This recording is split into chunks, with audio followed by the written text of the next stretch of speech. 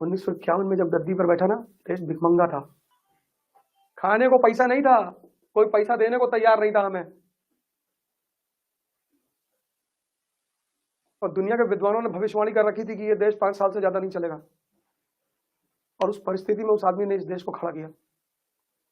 यही तो पिछले 30 साल में इस देश में क्या हुआ, कुछ चीजें दिखाई गई हैं जबरदस्ती समाज को, ये मुसलमान, ये दलित, ये ब्राह्मण, यही तो मैं कह रहा हूं, है नहीं, दिखाई गई है, दिखाई। बताओ कोई सवाल। हाँ तुम कह रहे थे, कुछ पूछ रहा था सवाल, बताओ। हाँ पढ़ाया जा रहा है, गलत इतिहास पढ़ाया जा रहा है। आपने बताया था कि अगर आईएएस की तैयारी खुद न बनाती उसे एक अच्छा इंसान भी बनाई देती। गलत इतिहास की बेसिस पे एक अच्छा इंसान। कुछ एग्जाम्पल दो, क्या पढ़ाया जा रहा है गलत? तुमसे आ रहा है गलत इतिहास पढ़ाया। मैंने अभी एक बात और कही थी क्लास में।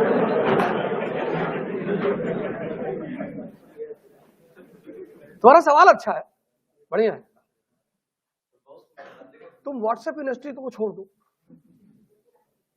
ये जो व्हाट्सएप यूनिवर्सिटी है ना, इसको तुम रिजाइन कर दो। जैसे जवाहरलाल नेहरू के पिताजी मोती नेहरू, उनके जो पिताजी थे उनका नाम गंगाधर नेहरू था, और उन्हें को मिला कि उनके पिता का नाम दीन दयाल था। तो तुम पढ़े कि नहीं? तुम पढ़े कि नहीं? नहीं, तुम किसी किताब में इसको फाइंड आउट करने की कोशिश किए? हाँ, ये गलती की। गूगल पे देखा था, वहां गूगल मतलब कुछ नहीं, गूगल में डाल लो जन्नत, वहां का भी रास्ता दिखा देगा।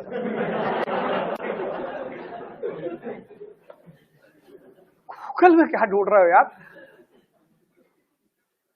ऑथेंटिसिटी भी कोई चीज होती है। जैसे अब मैं तुम्हें बात बताऊं, तुम देखो, अब एक बड़ी अच्छी बात तुम्हें बताने जा रहा हूं, गौर करना। जब भी कोई बात तुम्हें पता चले तो तुम उस, हाँ बता दो, बैठ के पूछो, कोई बात। देखो अच्छी बात है, तुम्हें ये सब बातें पता चलेगी कि उनके फादर गियासुद्दीन थे, फलाने थे, धमाके थे। यही तुम्हारे यहाँ पे कानपुर रेलवे स्टेशन पर एक बहुत अच्छा किताब का वो है, शोरूम है, वहां जाओ और नेहरू की वो किताब लेकर आओ, विश्व इतिहास की झलक, 2 वॉल्यूम हिंदी में, तो पढ़ोगे ना, तुम्हारा सीना एकदम गदगद हो जाएगा। अरे बाप, क्या आदमी। 1951 में जब गद्दी पर बैठा ना, देश भिखमंगा था। कंडीशन देख लोगे ना, ये 1951, ये देश भिखमंगा, बेगर, हम अनाज भीख मांग रहे थे। 2 दुश्मन सामने बैठे हुए थे, एक चीन, एक पाकिस्तान। खाने को पैसा नहीं था, कोई पैसा देने को तैयार नहीं था हमें। और दुनिया के विद्वानों ने भविष्यवाणी कर रखी थी कि ये देश 5 साल से ज्यादा नहीं चलेगा, और उस परिस्थिति में उस आदमी ने इस देश को खड़ा किया। हम सब यार इंसान है, तो कुछ ना कुछ गलती तो सबसे हो जाती है ना। भारत की दशा पढ़ो 1951 में, रोने लगोगे। जब काकोरी कांड हुआ ना, तो काकोरी कांड की जब प्लानिंग हुई तो उसमें अशफाकुल्ला खान नहीं थे। तो पहली गैंग बनी तो उसमें अशफाकुल्ला खान नहीं थे। तो अशफाकुल्ला खान ने चंद्रशेखर आजाद से कहा कि तुम लोग कहते हो भारत माता, तो मेरी मां नहीं है। बड़ा मार्मिक प्रसंग है ये। तो उन्होंने चंद्रशेखर आजाद से कहा कि मेरी मां नहीं है, आज कह दो मेरी मां नहीं है, और अगर है तो मुझको जाने दो।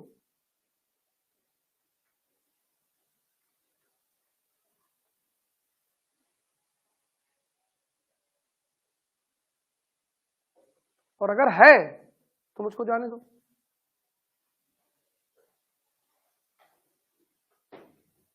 गए ना, फांसी हुई ना। सुकरात के चेहरे पर उसकी वाइफ ने खौलता हुआ पानी डाल दिया। गया, मुंह धुला, दवाई लगाया, आया बाहर, मुस्कुरा रहा था। तो उसके शिष्यों ने कहा कि हम गुरुजी मुस्कुरा रहे हैं। कहा दूसरा वाला साइड बच गया। इसको बोलते हैं नजरिया, कि तुम देखते किधर हो। यही तो पिछले 30 साल में इस देश में क्या हुआ, कुछ चीजें दिखाई गई हैं जबरदस्ती समाज को, ये मुसलमान, ये दलित, ये ब्राह्मण, यही तो मैं कह रहा हूं, है नहीं, दिखाई गई हैं, दिखाई है नहीं, दिखाई गई हैं, और इतनी गहराई में दिखाई गई हैं कि अब व्यक्ति को लगता है कि यही सही है।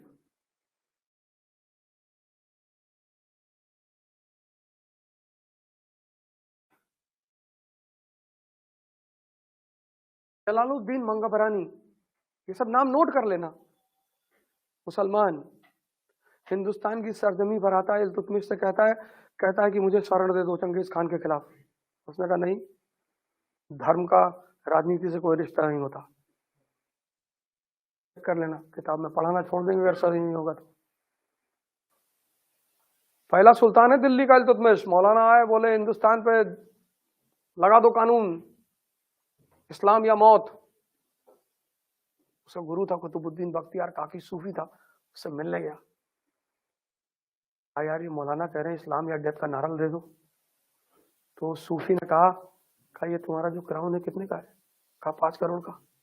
कहा मौलाना की टोपी? कहा 2 रुपए की। तो बोला बदतमीज, अपने क्राउन की कीमत के हिसाब से सोचो।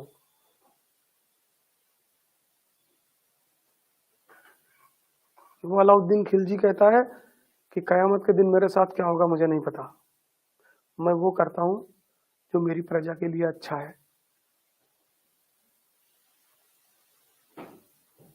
और कितने एग्जाम्पल देते तुमको।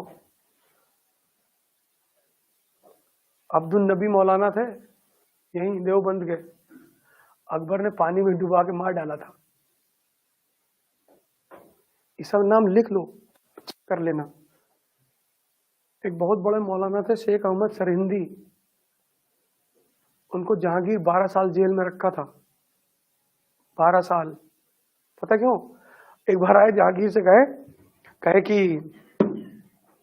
पर जिब्राइल मेरे सपने में आए थे। इस्लाम में जैसे हिंदुइज्म में गणेश जी हैं, ऐसे इस्लाम में जिब्राइल है। तो बोले जिब्राइल मेरे सपने में आए और बोले कि हिंदुस्तान में तुम इस्लाम, दारुल इस्लाम बनाओ, इस्लाम हिंदुस्तान को सबको मुसलमान बना दो। तो जहांगीर समझदार आदमी था ही, उसने कहा वाह बताओ मौलाना कि इस देश का शहंशाह कौन? बोले सरकार आप। तो बोले अगर जिब्राइल को कुछ कहना है तो हमसे आके कहें, तुमसे कहने की क्या जरूरत है? चलो चलो मान लिया, तुमसे कह दिया, 1 महीने का टाइम दे रहा हूं, जिब्राइल को बोलो ये बात मेरे सपने में आके कहें। सपना तो सपना। 1 महीना बीत गया, जहांगीर के सपने में कोई आया नहीं। 12 साल शेख अहमद सरहिंदी को जेल में रखा। 12 साल।